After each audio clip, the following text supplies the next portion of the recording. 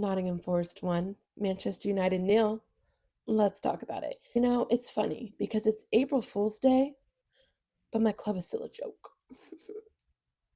Some things just never change. I have to say, this game is quite weird. And what I mean by that is, if you look at it on paper, statistically, like if you were to show somebody the stats of this match, I bet you 100% they would have picked Manchester United to win based off of that alone. We either doubled or tripled them.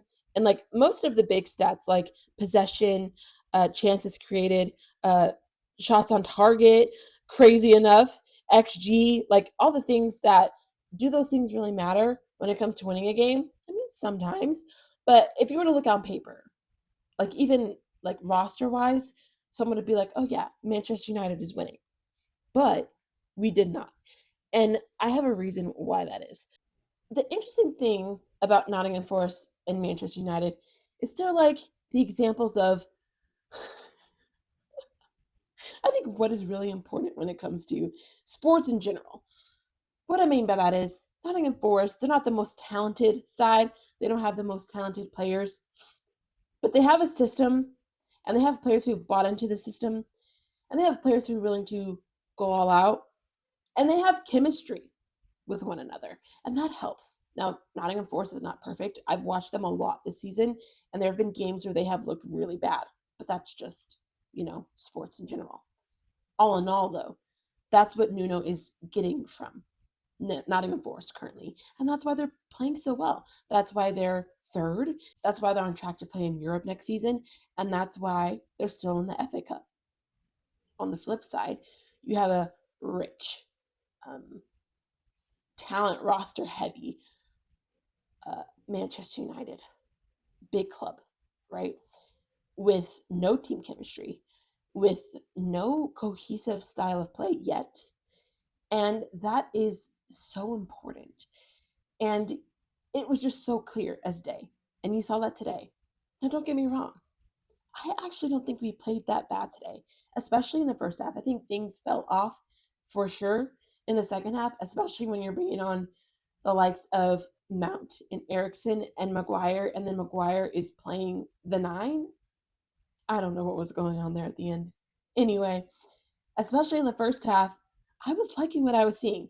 We were creating chances. I thought we were moving the ball forward quite well. We just lack that quality in the final third. We do. And then, to concede such a silly goal that could have been avoided. And what I mean by that is the way that we lined up on that corner kick, there was no, you know, way we could have even reacted to a counter because nobody was there. Everyone was so high on the lineup that when we did, I mean, what's crazy is Bruno shot the corner, it came back to him, and he just kicked it again, and then that's how Alonga got the ball. Then nobody could catch up with him, and then you see how we lack pace and power. We lack it on our team, and that's evident in the way Alonga just took us from one end of the pitch to the other to score, and nobody could stop him. And as a result, Garnacho is still sliding to this day. Like he's going to slide all the way back to Manchester. And it's just hard to watch. And again, there's some good. It's just so evident as a United fan how much we lack, how much we lack. And at this rate, guys, I'm just letting you know right now, it is Europa League or bust for us, okay? We must win Europa League. We must, because that is the only way we're going to get an opportunity to play in Europe next season. If we don't win this, it's a wrap. I mean, it's already a wrap on the league side because I don't even think we could get top 10. I'm being really honest. Like, I think we're just going to have another record breaking season where we finish even lower than last year because last year we finished eighth and that was the lowest we've ever finished in the Prem. It's going to get worse this year. And you know what? If I have to take a 13th place this year to get back to the top next season, I will hold that L. I will hold it. And here we are, I mean, what can you say about even just the players? It feels like a broken record at this point. Garnacho, can we talk about the fact that this player was on the pitch a full 90, but our manager decides to sub off Casemiro before him? I think it got taken at heart because I'm not sure why Hoyland came on at halftime. Not sure what's going on there. He took off Euro. He took off Xerxes. But Garnacho stays on a full 90. Make it make sense. I also think it's very clear that we are missing a Diallo.